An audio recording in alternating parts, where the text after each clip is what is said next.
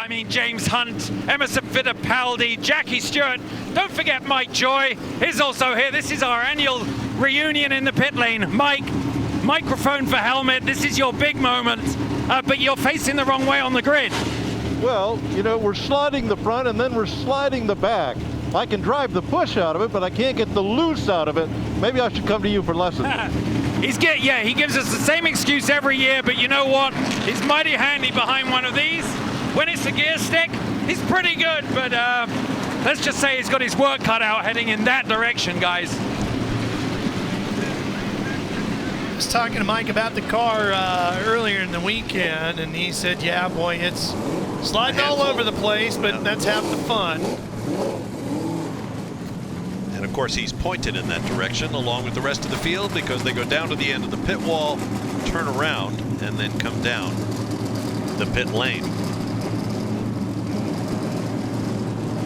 Maybe some of the best rumble of the weekend until the Can-Am cars come out, or the F5000 machine. Yeah, this is another of those classes that everybody loves.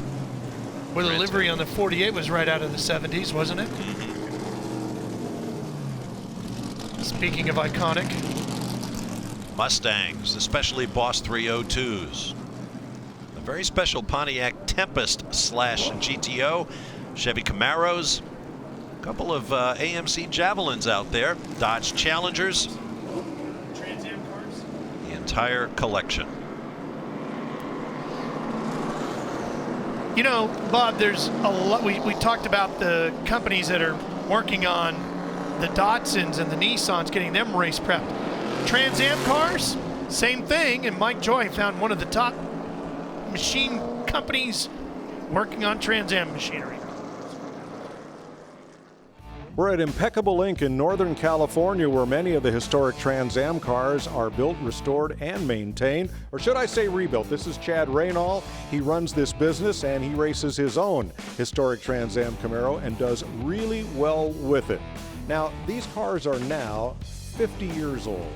We know there are street cars that are faster than these race cars ever were. How do you and the other people that build these cars resist the temptation that every driver and owner wants is to make their car go faster?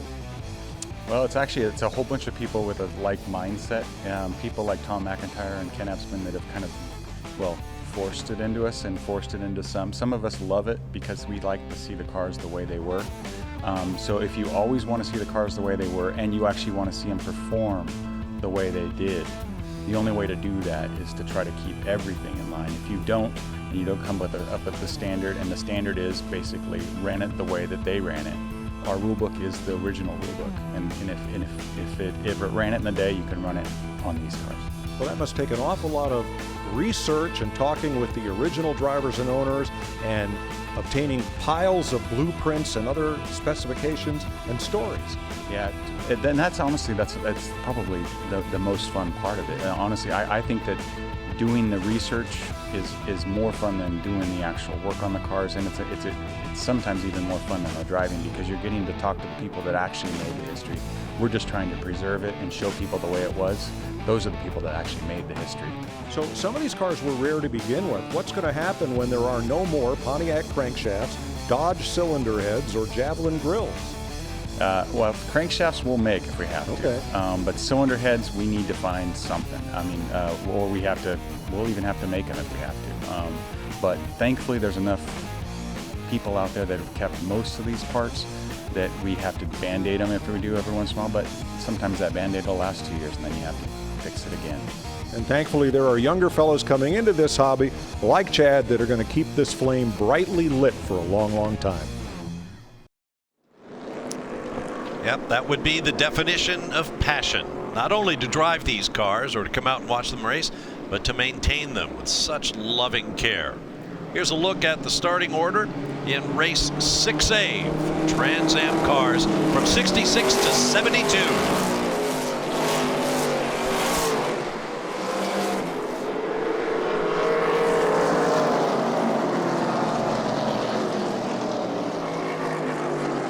Sound kind of speaks for itself.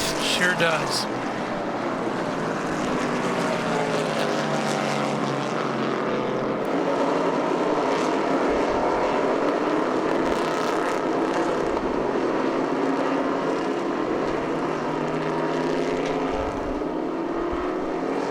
You can see him slipping and sliding and leaned over as they come out of 3, trying to get those rear wheels to hook up at all. Here comes Mike Joy.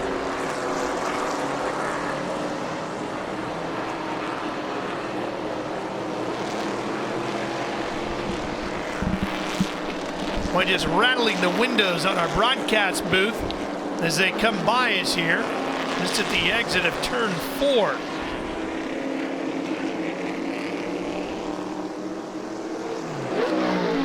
Up at the front, Jim Haig from Santa Clara, California, and his 1970 Bud Moore Boss 302 Mustang leads William Ockerlund from Holland, Michigan, 71 AMC Javelin, the first AMC chassis built.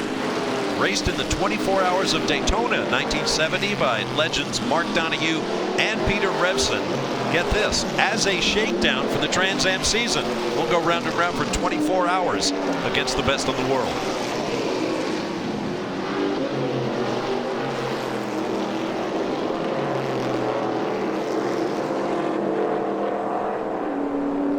Going to test the brakes out pretty good as we make our way over to turn 11 now.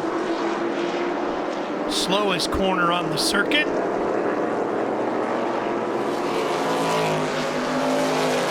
And you start rolling through the gearbox.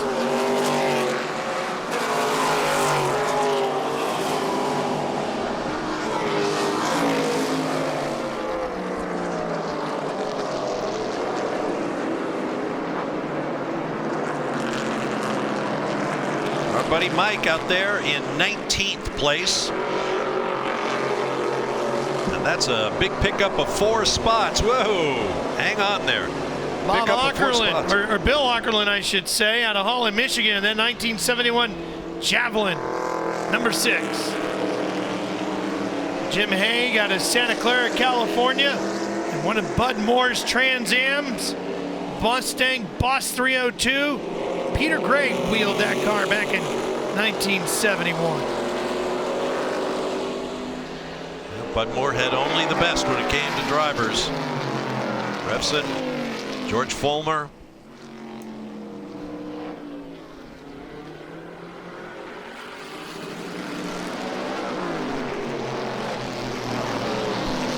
Parnelli Jones drove with that team.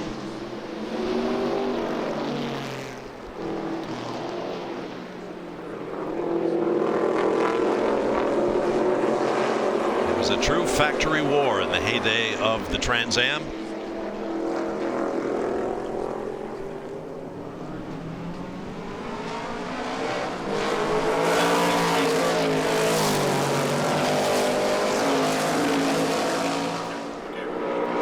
Interesting story in the number 64, diving up the inside here to make the move for second place is Chad Raynal from San Jose.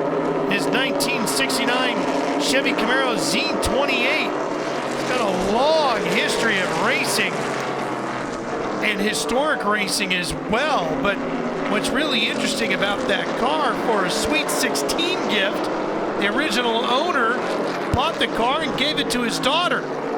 She eventually said, "Dad, that's way too much car for me." She's a smart girl. He sold it. It was turned into a race car and eventually landed in the hands of Chad Raynal and into second place here at WeatherTech Raceway, Laguna Seca.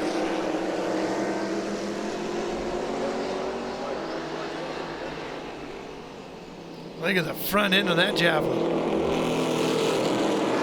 Oh boy, tight racing here. And the Camaro goes to the lead as the Javelin struggles up the hill. Well, that's Chad Raynal. Mike introduced us to him.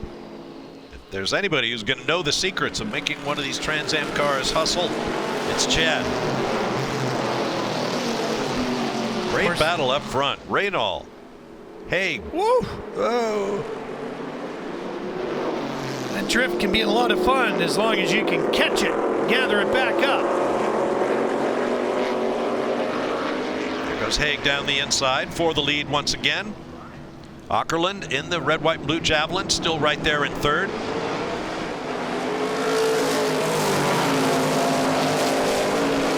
John Hildebrand is the one back there in that silver Tempest that Herb Adams who was the head of Pontiac Advanced Development back in the day, legendarily put together.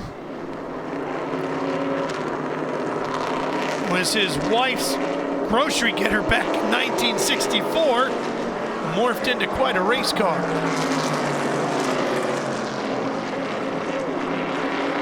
Oh man, look at the wheels, leaving the black marks as they come off the 3.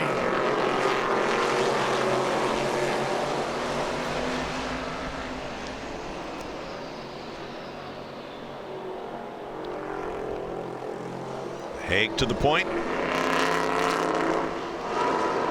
Taylor Brent really hustling that Tempest along. Tempest slash GTO.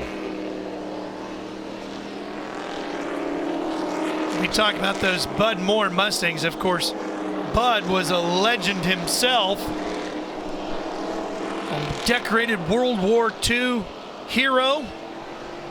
And a legendary car owner and car builder in a wide variety of racing series. Reynolds getting sideways there, coming down the corkscrew, but he gathered it up and remained second.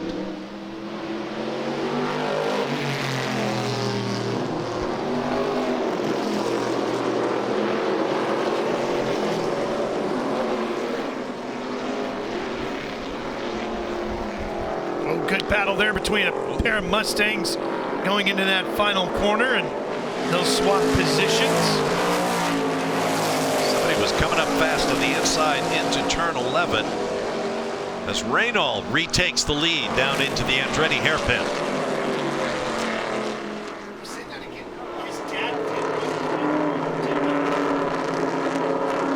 So you have a Chevrolet, a Ford, an AMC, and a Pontiac running 1, 2, 3, 4.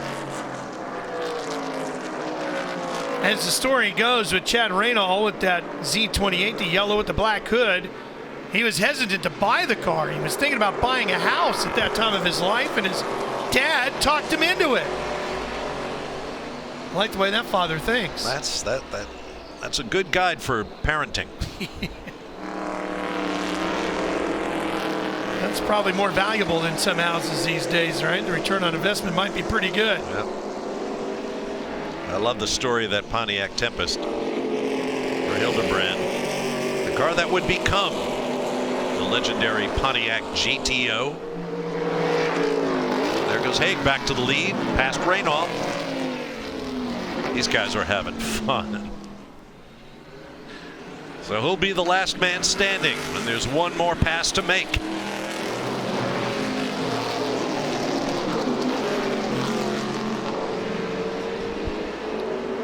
Boy, when those things rolled into the paddock area around the country back in the day of Trans Am in its heyday, those Bud Moore Mustangs put the fear into many of the competitors. Right, Usually came with some of the best wheelmen in the history of the sport. And they drew big crowds. Spectacularly successful. Now, Reynolds gets a little out of shape under acceleration off of turn 11. I don't know if that's going to give the Javelin a shot at it. No, not close enough.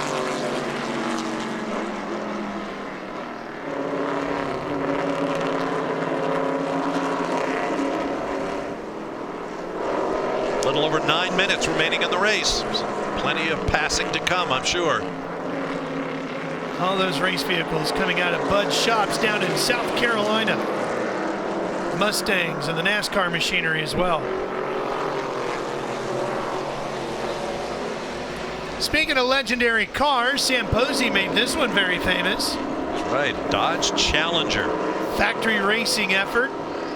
You know, one of the things that, of course, everybody tried to do with these cars back in the day, Bob, was try to figure out how to make those production vehicles as light as they could. One of the things they used to do was acid dip the bodies, try to take as much weight out of the metal as they could. But there was a fine line between how thin you could go before you went too thin, paper thin. Yep. This car, one of the races, legendarily went through tech, got the approval of the marshals, and then once it was through tech, boys are kind of hanging around, sharing a cold beverage with some of the race stewards of the day, and the steward kind of leaned over on the hood and whoops, Put his elbow through it? Yeah. They had to run down to the local dealership, buy another car, get the hood off the car so they could go racing the next day. Legal again, yeah. And I love the color name, Sublime. Say it fast. It's really nice. Richard Goldsmith from right down the road in Gilroy, California. You know, as big and heavy as these cars look and are compared to some of the more modern day machinery out there today, they're incredibly good handling race cars. I also like the name of that color right there on that 1970 Chevy Camaro, Hugger Orange. And Sublime Green just in front of it. Yep. Back to the front we go.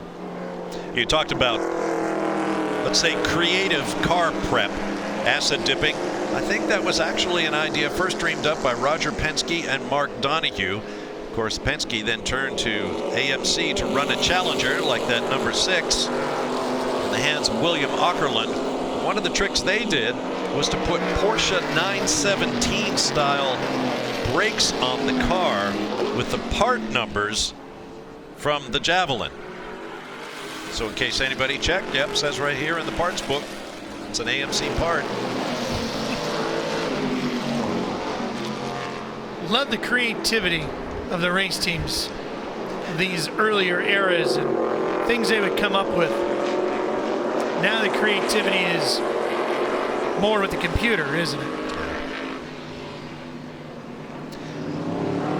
Well, those were some wild and crazy times. The story goes that Penske and Donohue were running the legendary Camaros in Sunoco colors. They'd have 2 cars, one that actually matched regulations that would go through tech, and then the car that they actually raced, which was tucked away somewhere in identical livery.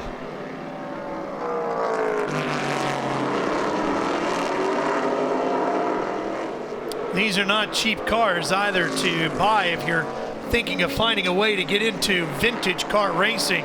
These historic Trans Am cars, especially one like the Bud Moore machines or the Javelin that brings some serious provenance to the table with it, can be well into the 6 figures. Haig and Aukerland qualified 1-2, and that's the way they run on the racetrack. Chad Reynolds in 3rd. And the 45 of Ken Adams now up into 4th, ahead of the Pontiac.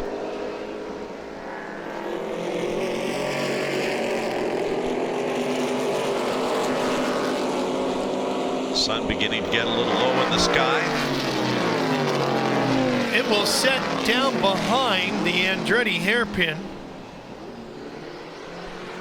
Don't think it's in a position to create too much glare in the eyes of the drivers. If it's going to bother them anywhere on the track, it would be right here. It's actually more of an annoyance for you and I as it shines through our broadcast windows as it makes its way down into the Pacific Ocean. It's kind of where I was going with that. Look down the inside from Hildebrand, but nope, not close enough to make the pass. This track is very tough on brakes. Heavy braking area before turn 11, which is a very, very favorite passing zone. And right here, downhill from full speed to nearly full stop for this hairpin.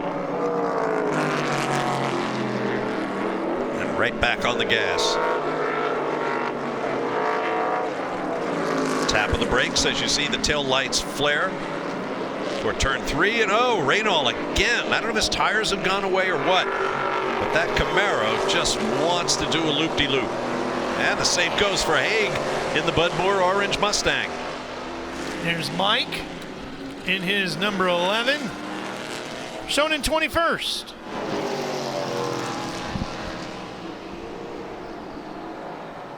No, make that 19th. Yep. Number car 89. There he is.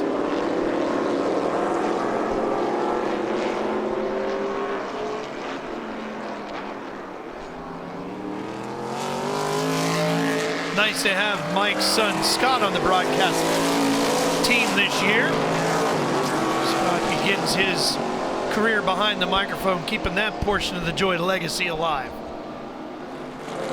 That's Mike working on his retirement. Yeah, exactly. And I know how much he treasures the opportunities to get out there on the racetrack in a car like this. Smoky Unique Mustang. Talk about guys who know how to clip the rules right down to the nub. Smoky Unique was the master. Little hand signals going out the window there. Mike might be getting waved to the inside. A couple of guys will go by.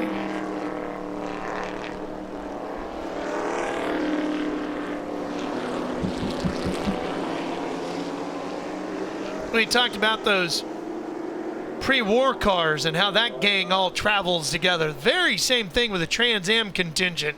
Very tight-knit group of people that run these cars from Watkins Glen and Lime Rock to out here on the West Coast. Vintage racing seems to be getting bigger each and every year. More and more events in more and more places, more opportunities to exercise the machinery. And the industry just builds momentum. I think it's a great thing. You'll note you don't see sponsorship on these cars, or certainly not a lot of it if there's any. This is done pretty much out of the pocket of the people who treasure the history of these cars and the thrill of driving them. Just teaching future generations of what it was like back in the day. The golden era of performance, late 60s, early 70s. Simple, powerful cars, brutal in their own way when it comes to handling. And they produce some of the great driving talents. There's a Sunoco Camaro, the old Penske number 6. We actually have 3 number 6 cars in the race.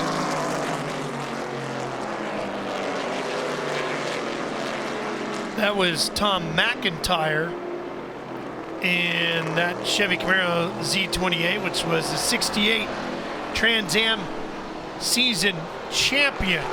Now this number 6 is Bruce Canepa, who is wheeling the Javelin. I think this is our leader, is it not? Is that should William be Bruce Ackerman? Canepa, Yeah, and we'll see. Yeah, there's we'll another. see Bruce out and some other machinery throughout the course of the weekend as well.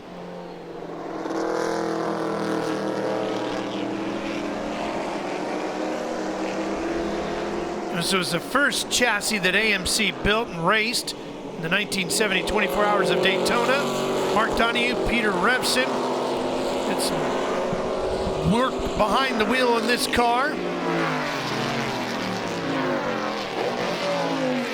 They've won 3 times: Bridgehampton, Road America, St. Javit, up in Canada.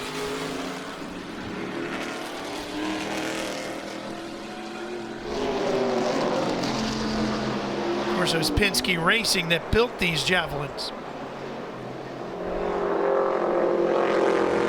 Could see the checkered flag this time by. My eyes are on that yellow number 64 Camaro, Chad Raynal. See how the tail steps out, or tries to, coming off the corner. Yes, it does. Boy, he has his hands full. The Tempest right there, and there's a checkered, and Bruce Canepa has another win here at WeatherTech Raceway, Laguna Seca.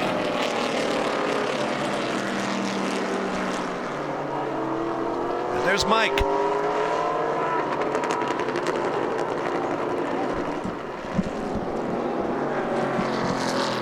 Mike's got about a half a lap yet to go here.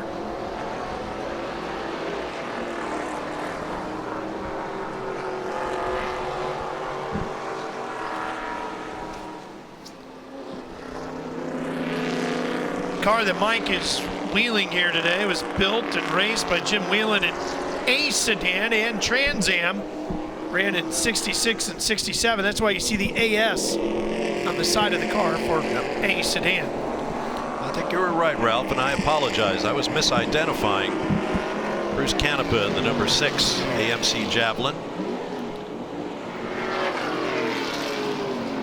William Ackerland well back in the field in his similar car, nearly identical.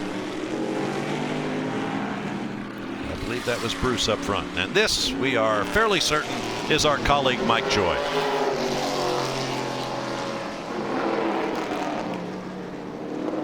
Through the Wayne Rainey curve. Down to turn 10.